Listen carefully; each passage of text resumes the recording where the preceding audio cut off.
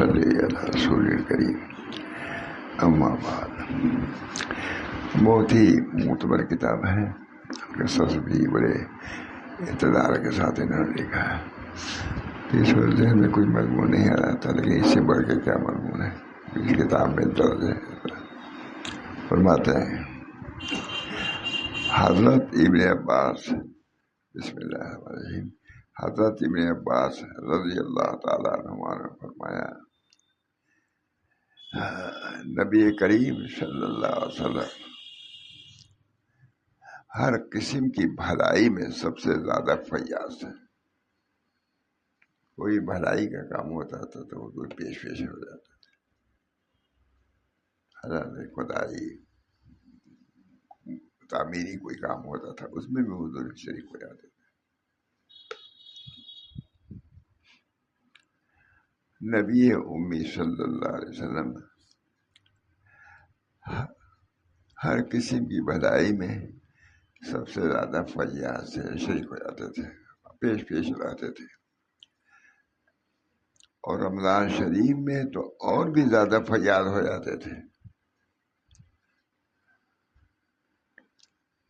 جبکہ آپ سے جبریل علیہ السلام ملاقات کرتے اور جبریل علیہ السلام رمضان کی ہر رات میں ملاقات کرتے یہاں تک کہ رمضان ختم ہو جائے.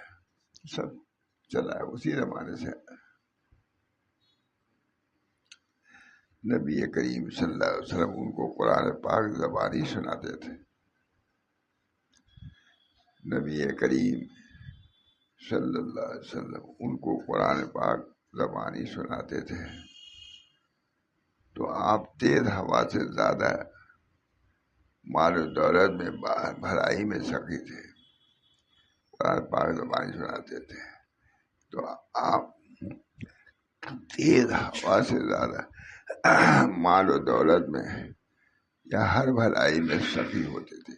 ہر جگہ پیش حضور اللہ صلی اللہ علیہ وسلم سناتے تھے بھی تھی. تعلیم تربیت اس کے ساتھ انفاق کا معاملہ بھی تھا، خرچ کرنے کا. یہ حضور اللہ صلی اللہ علیہ وسلم کی سیرت. ایثار یہ ہے دوسرے کو ترجیح دینا. ایثار یہ ہے کہ آدمی کوئی ایسی چیز دے دے جس کا وہ خود محتاج ہو.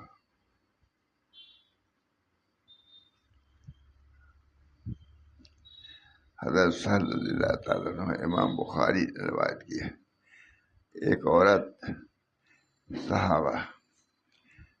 ایک اور صحابیہ نبی کریم صلی اللہ علیہ وسلم کی خدمت میں دھاری دار اوڑھنے کی چادر لے کر آئی.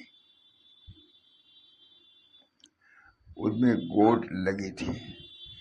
پھر عرض کیا کہ اس کو میں نے اپنے ہاتھ سے بنا ہے. میں اس لیے لے کر آئی ہوں تاکہ آپ اس کو زیب تن فرما لیں. تو نبی کریم صلی اللہ علیہ وسلم نے اس کو اس طرح لیا جیسے آپ کو اس کی ضرورت ہو. لکھا تھا تب خوب لے آئی، سردی تھی، واقعی میں اس میں استعمال کروں گا. تو ایسا لیا کہ جس بات آپ کو ضرورت تھی آپ خوش ہوئے. پھر اس کے بعد کیا ہوا؟ لیکن نبی کریم صلی اللہ علیہ وسلم نے اس کو اس طرح لیا جیسے آپ کو اس کی ضرورت ہے. پھر آپ صلی اللہ علیہ وسلم ہمارے پاس آئے اور وہ چادر آپ کی تہبند تھی. پھر کسی صحابی کو وہ چادر پسند آئی تو انہوں نے کہا اس کو آپ مجھے عنایت فرما دیجیے. یہ کتنی اچھی ہے، یہ بھی کہا جائے کتنی اچھی ہے، اس وجہ مجھے عطا فرما دیجیے. ہر قسم کے واقعات ہیں مولانا. اب کوئی ایسی بات کر دے آدمی واقعی ڈالتا ہے. لیکن صحابہ سے بھی محبت میں سب چیزیں ثابت ہیں. تو انہوں نے کہا اس کو آپ مجھے عنایت فرما دیجیے، یہ کتنی اچھی ہے. صحابہ نے کہا کہ تم نے اچھا نہیں کیا، حضور کوئی چیز پسند تھی تم نے مانگ لیا، نہیں دے گی. نبی کریم صلی اللہ علیہ وسلم نے اس کو ضرورت کی وجہ سے پہنا پھر تم نے آپ سے مانگ لیا. حضور تو خود پہنتے بھی تھے لیکن ضرورت کی بنا پر اس کو پہن لیا تھا, اس کو بھی تم نے مانگ لیا. اور تم جانتے ہو کہ آپ صلی اللہ علیہ وسلم انکار نہیں فرمائیں گے کہ پڑھنے لائق سب کتابیں ہیں ہی نہیں. بصیرت بھی ہوتی ہے, حضور کا انداز معلوم ہوتا ہے کس کیسا عالی ظرف تھا, چیز ضرورت ہے. تم جانتے ہو کہ آپ صلی اللہ علیہ وسلم انکار نہیں فرمائیں گے. انہوں نے کہا خدا کی قسم میں نے اس کو پہننے کے لیے نہیں مانگا, میں نے اس کو اس لیے مانگا ہے تاکہ وہ میرا کفن ہو. کفن کے لیے مانگ لیا. انک لعلی خلق عظیم. حضور صلی اللہ علیہ وسلم کا خلق عظیم میں اس کو بھی شمار کیا ہوگا. انک لعلی خلق عظیم, آپ خلق عظیم پر ہیں. میں نے دیکھا کسی کے میں کہ خلق عظیم کی کوئی تفسیر بیان نہیں کر سکتا ہے. کتنے بڑے اخلاق پر تھے حضور اکبر صلی اللہ علیہ وسلم, تو اس کو بیان نہیں کر سکتا. تم جانتے ہو کہ آپ صلی اللہ علیہ وسلم انکار نہیں فرمائیں. انہوں نے کہا خدا کی قسم میں نے اس کو پہننے کے لیے نہیں مانگا ہے, میں نے اس کو اس لیے مانگا ہے تاکہ وہ میرا کفن ہو. صحابہ کی محبت تھی. حضرت سہل رضی اللہ عنہ راوی ہے, کہتے ہیں کہ وہی چادر ان صحابی کا کفن ہوئی. ان کی محبت تھی, حضور اکبر صلی اللہ علیہ وسلم پسند تھی, اٹھا فوراً دے دیا. یہ جود و سخا. حضرات صحابہ نے آپ صلی اللہ علیہ وسلم کے یہ اخلاق اس سے پہچانے کہ آپ کسی سائل کو محروم واپس نہیں کرتے تھے, جو آتا تھا اس کو دیتے.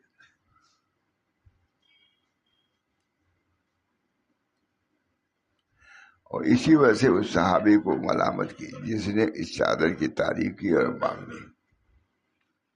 بڑا نبی اکرم صلی اللہ علیہ وسلم کے اخلاق تھے. آپ کی عادت شریف ہی یہی تھی, جس نے مانگ لیا دیکھ لیا. ہیں بہت سی مثالیں اس کی ہیں, کتابوں میں لکھی ہوئی ہیں. حضرت جابر بن عبداللہ رضی اللہ تعالی عنہ فرماتے ہیں ما سئل رسول اللہ صلی اللہ علیہ وسلم عن شیء قط وقال اللہ. کبھی حضور صلی اللہ علیہ وسلم سے سوال نہیں کیا مگر اللہ نے کہ نہیں کیا, نہیں دیا. یہ بھی ایک عادت ہے بھائی, اللہ تعالیٰ ہم سب کو توفیق دے.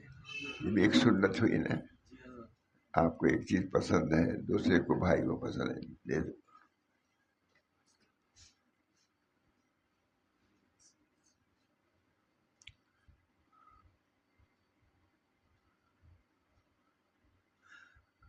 کچھ واقعات ہیں حضرت کے ہمارے ماشاء اللہ یاد ہے. راستے میں جا رہے تھے, کوئی چیز تھی, کسی کا حضرت بہت اچھی ہے, یہ حضرت نے خود ان کے پاس اونچی نہیں دے دیا, راستے میں دے دیا. آئے بھائی دیا تو ہمارے جوتا جو نہیں کا معاملہ ہے. کہا کیا ہوا, کہا ہم نے فلاں کو دے دیا, راستے میں وہ اسی تھا.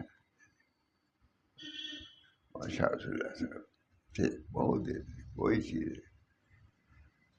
میں نے خود علامہ سے سنا تھا صاحب, ماشاء اللہ صاحب جیسا سخی میں نے اس انداز سے کہ جو چیز آتی ہے دے دیتے. خاتوں سے مسلح بنواتے تھے, گردے والا رہتا تھا, کیونکہ زیادہ تکلیف تھی. کسی نے کہا اگر بڑے بڑے آدمی کر بہت اچھا اس کو لے جائیے, میں بنوا لوں گا. بہت گردے کو دے دینا بہت ہم لوگوں کو ہوتا تھا, تکلیف بھی تھی. بہرحال حضرت نے واقعی سخاوت کا نمونہ پیش کیا. وہی اللہ تعالیٰ ان خصلتوں کو بھی اختیار کرنے کی توفیق دی. خالی حضرت نہیں بلکہ حضرت کے اخلاق اختیار کرو.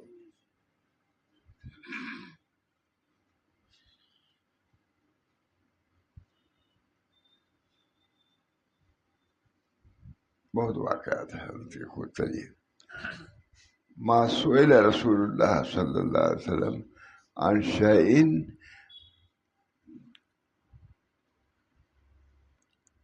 قط وقال له، کوئی چیز ایسی نہیں جو حضور صلی اللہ علیہ وسلم سے مانگی گئی ہو اور آپ نے نہ دیا. کبھی اللہ نہیں فرمایا، دے ہی دیا. اب یہ سب چیز بھی اخلاق کے ہیں کہ نہیں؟ کچھ نہ کچھ اختیارات میں کرنا ہی چاہیے. یہ نہیں کہ دوسرے کی چیز کی طرف نظر ہو، اپنی ایک چیز نہ دے، چاہے 10 چیزیں موجود ہوں.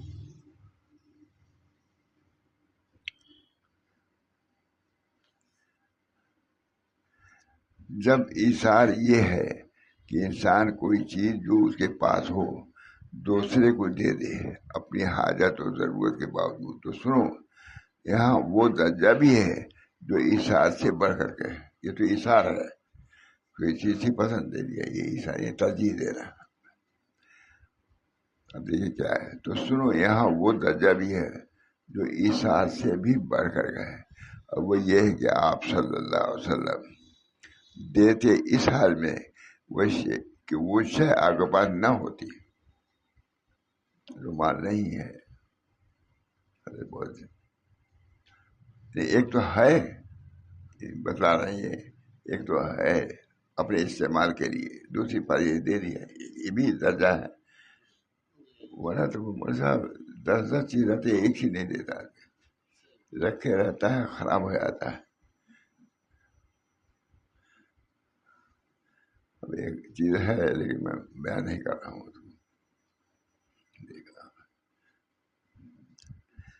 یہاں وہ درجہ بھی ہے جو ایثار سے بڑھ کر ہے، وہ یہ ہے کہ آپ صلی اللہ علیہ وسلم دیتے اس حال میں کوئی شے آپ پاس نہ ہوتی تو آپ دینے کے لیے قرض لیتے دیتے تھے. یہ بھی سنت ہوئی کہ نہیں؟ سب قرض تک نہیں ادا کرتے. اب جو اس پر قرض ہے روپیہ لیکن دیتا نہیں، جیب میں روپیہ ہے. یعنی خرچ کرنا تھا الگ، اس پر اگر قرض ہے تو وہ بھی نہیں دیتا کہ وہ مطمئن ہو جائے جس کا ہے. سب تجربات ہیں بہت زندگی میں. اور یہ رسول اللہ صلی اللہ علیہ وسلم کا طریقہ تھا. اور ہم حضرت بلال رضی اللہ تعالیٰ عنہ کے حدیث طویل ہونے کے باوجود بیان کرتے ہیں، اس لیے کہ اس میں اس معنی ایثار سے بڑے درجے کا بیان ہے. حضرت عبداللہ روایت انہوں نے فرمایا،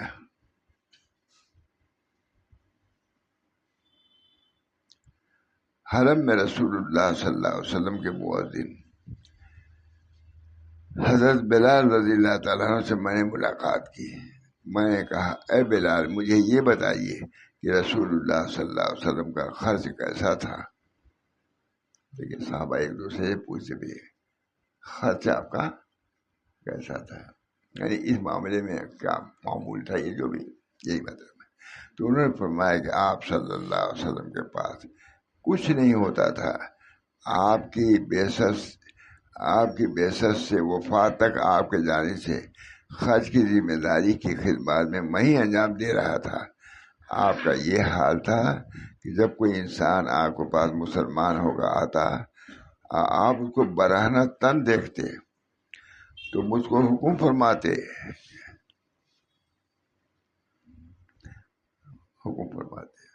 تو کیا میں جاتا قرض لیتا، اس کے لیے چادر خریدتا، پھر اس کو پہناتا اور اس کا کھانا کھلاتا. حضور صلی اللہ علیہ وسلم سے کہتے تھے، حضور کی طرف سے کھلاتے تھے پلاتے تھے. یہ چیزیں بھی تو ہے، سنت ہے کہ نہیں؟ یہاں تک کہ مشرکین میں کا ایک آدمی حضرت کا تھا، ایک گدا ہمیشہ تکلیف تھی، اس کے علاوہ ایک گدا دوسرے لوگ بنوا کے دے دیتے تھے، اس کو بیٹھے رہتے تھے.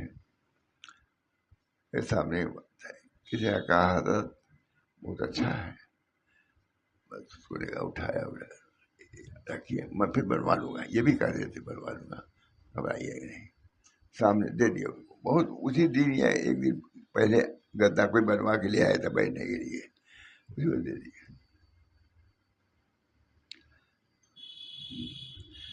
معاملے مولانا بہت پیش پیش ہے. کوئی عالم کوئی ایسا نہیں ہوگا جس کو انہوں نے ہدیہ نہیں دیا. اب عموماً میرے ہاتھ سے دے. اب کوئی بہت بڑے عالم تھے, میں نے ان کو دیا, حضرت نے ہدیہ دیا ہے بڑے تھے. تو میں نے کہا وہ تو حضرت نہیں لے رہے ہیں. کہا پوچھو کہ اگر وہ دیتے میں نہ لیتا تو ان کو تکلیف ہوتی کہ نہیں. آپ نے نہیں لیا, مجھے تکلیف, فوراً لے لیا انہوں نے. بڑے آدمی کی بات.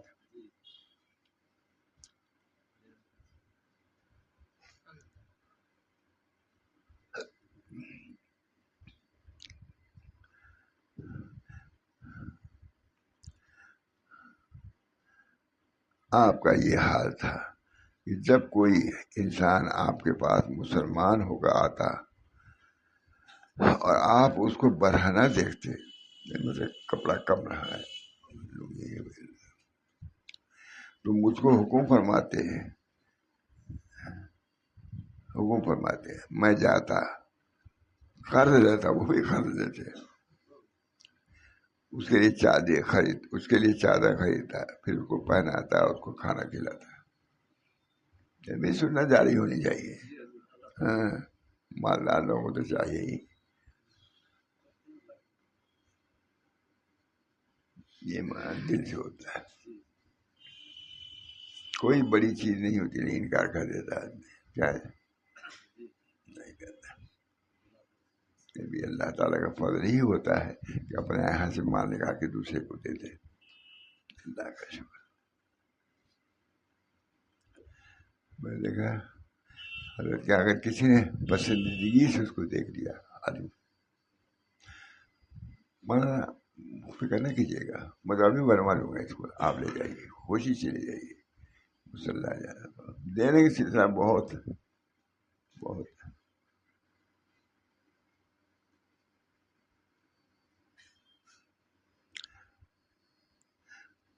مجھ کو حکم فرماتے, میں جاتا, قرض لیتا, اس کے لیے چادر خریدتا, پھر اس کو پہناتا, اس کو کھانا کھلاتا.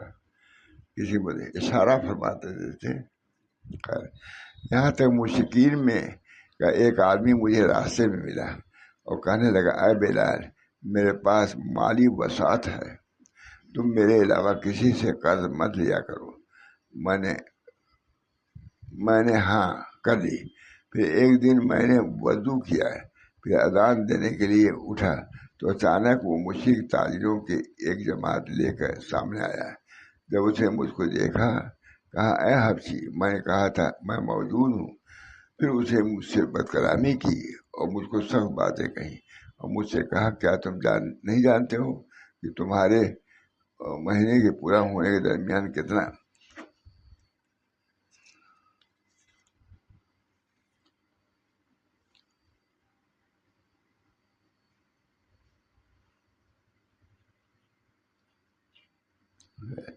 طویل ہے. میرے دل میں جب سختی کیا اس نے, میرے دل میں اس کا اسی طرح اثر ہوا جو لوگوں کے دل میں ایسے موقع پہ ہوتا ہے. یہاں تک کہ جب میں نے عشاء کی نماز پڑھی اور رسول اللہ صلی اللہ علیہ وسلم اپنے گھروں میں واپس ہوئے تو میں نے آپ کے خدمت میں حاضری کی اجازت چاہی. آپ صلی اللہ علیہ وسلم نے مجھے اجازت فرمائی. پھر میں نے عرض کیا, یا رسول اللہ, میرے ماں باپ آپ کا قربان ہوں. بات یہ ہے کہ جس مشرک سے میں نے قرض لیا کرتا تھا اس نے مجھ کو ایسا کہا,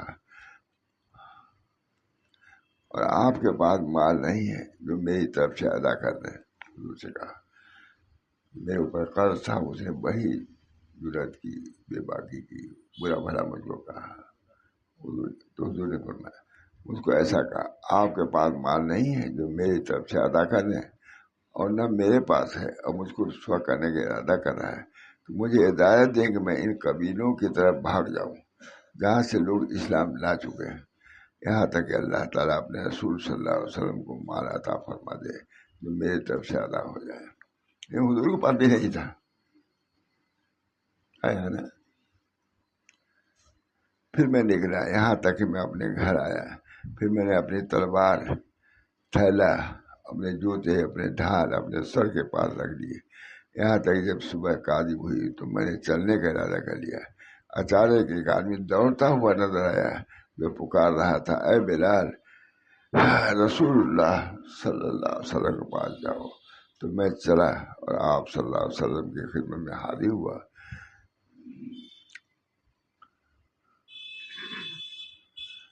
بس اچانک 4 بربردار اونٹ بیٹھے جن پر سامان لدا تھا نظر آئے۔ میں نے آپ صلی اللہ علیہ وسلم سے اجازت چاہی تو مجھ سے رسول اللہ صلی اللہ علیہ وسلم فرمایا، خوش ہو جاؤ، اللہ نے تمہارے ادائے قرض کا انتظام فرما دیا۔ پھر فرمایا، کیا تم 4 بردار سامان سے لدے ہوئے اونٹ نہیں دیکھ رہے ہو؟ میں نے کہا کیوں نہیں؟ آپ صلی اللہ علیہ وسلم نے فرمایا، تم ان کے مالک ہو، اور جو کچھ پر لدا ہوا ہو اس کے بھی مالک ہو۔ حضور نے اس میں سے کچھ نہیں لیا، سمجھا اس کے لیے آیا ہے۔ اس پر کپڑے اور غلے پتہ کہ رئیس نے میرے پاس ہدیہ بھیجا ہے، لہذا ان کو لے لو، اپنا قرض ادا کرو۔ میں نے ایسا ہی کیا۔ حضور صلی اللہ علیہ وسلم جود و سخا۔ پھر میں مسجد میں گیا تو دیکھا کہ آپ صلی اللہ علیہ وسلم مسجد میں تشریف فرما ہے۔ میں نے سلام کیا۔ آپ صلی اللہ علیہ وسلم فرمایا، تم پر جو قرض تھا اس کا کیا ہوا؟ میں نے کہا اللہ تعالیٰ نے سب ادا کرا دیا ہے۔ آپ صلی اللہ علیہ وسلم کا سب قرض ادا ہو گیا، کچھ باقی نہیں رہا۔ پھر آپ صلی اللہ علیہ وسلم نے فرمایا، کچھ مال بچا؟ میں نے کہا ہاں۔ آپ نے فرمایا، دیکھو اس سے بھی مجھے راہ دلاؤ، یہاں اسے بھی ضروریات میں خرچ کر دو۔ میں اندر گھر میں نہیں جاؤں گا جب تک تم مجھے اس سے راہ نہیں دے گو، یہ بھی خرچ کر دو تب جاؤں گا۔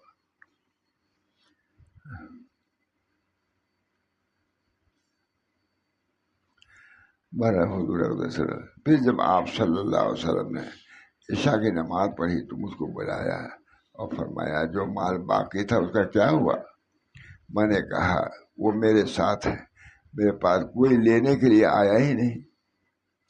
تو آپ صلی اللہ علیہ وسلم نے رات مسجد میں گزاری، یہاں تک کہ جب آپ صلی اللہ علیہ وسلم نے دوسرے دن عشاء کی نماز پڑھی تو رسول اللہ صلی اللہ علیہ وسلم نے آپ کو اس سے راحت عطا فرمائی۔ تو آپ صلی اللہ علیہ وسلم نے اللہ اکبر کہا اور اللہ کی تعریف کی، یعنی الحمدللہ پڑھا، اس خوف سے کہ کہیں آپ صلی اللہ علیہ وسلم کو موت آ جائے اور آپ کے پاس یہ مال موجود ہے۔ اسی طرح جیسا کہ اس حدیث کے آغاز سے واضح ہے کہ آپ صلی اللہ علیہ وسلم نے قرضوں کا بڑا حصہ ان عطایا کی وجہ سے ہوتا ہے جو آپ مانگنے والے کو عطا فرماتے، خود اپنی ضرورت کے لیے نہیں، بلکہ لوگ آگے مانگتے تھے تو بے درے کہیں اور سے لے کر کے اس کو ادا کر دیتے تھے۔ یہ بھی سب چیزیں نا سیرت کی چیز ہے، یہ بھی کچھ ہونا چاہیے آدمیوں میں، مالداروں میں خاص طور سے۔ اور اس طرح جیسا کہ اس حدیث کے آغاز سے واضح ہے، آپ صلی اللہ علیہ وسلم کے قرضوں کا بڑا حصہ ان عطایا کی وجہ سے ہوتا ہے جو آپ صلی اللہ علیہ وسلم مانگنے والوں کو عطا فرماتے ہیں، یا ان کے علاوہ جن کو دینے کی آپ صلی اللہ علیہ وسلم ضرور محسوس کرتے ہیں۔ اس حدیث سے سابقہ احادیث صحیحہ کی تائید ہوتی ہے کہ آپ صلی اللہ علیہ وسلم کچھ جمع نہ فرماتے تھے اور دینے لے کے بہت سے واقعات ہیں۔ بھلے یہ تو سبھی کو معلوم ہے کہ نبی اکرم صلی اللہ علیہ وسلم کوئی سخی نہیں تھا، اپنی ضرورت کے ہوتے ہوئے وہ ضرورت کی چیز دوسروں کو دے دیتے تھے۔ اس سے سب معلوم ہو گیا۔ اللہ تعالیٰ ہم لوگ کو بھی یاد آتا ہے، بہت سے اس میں بڑی کمیاں ہیں، ایسے لوگ بھی ہیں لیکن ویسے لوگ بھی ہیں ایک پیسہ دینا نہیں چاہتے اللہ کے راستے میں۔ لکھا علامہ شارانی کہ بہت سے لوگ وہ ہیں جو پل بنوا سکتے ہیں، پل لیکن سائل کو نہیں دیتے۔ بہرحال یہ سب اسلامی تعلیمات ہیں، صحابہ نے کر کے دکھایا، نبی اکرم صلی اللہ علیہ وسلم نے امتحان لیا، کرایا، دیا۔ وہ چیزیں بھی تعلیم میں داخل ہیں حضور اکرم صلی اللہ علیہ وسلم کی، اس کو بھی اپنانا چاہیے۔ اللہ ہم سب کو اس کی بھی توفیق عطا فرمائے۔ وظائف وغیرہ تو کچھ نہ کچھ ہے، انفاق فی سبیل اللہ مستقل انفاق فی سبیل اللہ، اللہ کے راستے میں خرچ کرنا بہت بڑی بات ہے. دعا کیجیے. اللہم صلی اللہ علیہ وسلم. اللہ تعالیٰ ہم سب لوگوں کو نبی اکرم صلی اللہ علیہ وسلم کی تمام سنتوں پر عمل کرنے کی توفیق مرحمت فرمائے، اور اللہ تعالیٰ اس کو قبول فرمائے. اللہ ہم سب کی اصلاح فرمائے. ربنا تقبل منا انک انت السمیع العلیم برحمتک یا ارحم الراحمین بحرمت سید النبی کریم صلی اللہ تعالیٰ علیہ وسلم.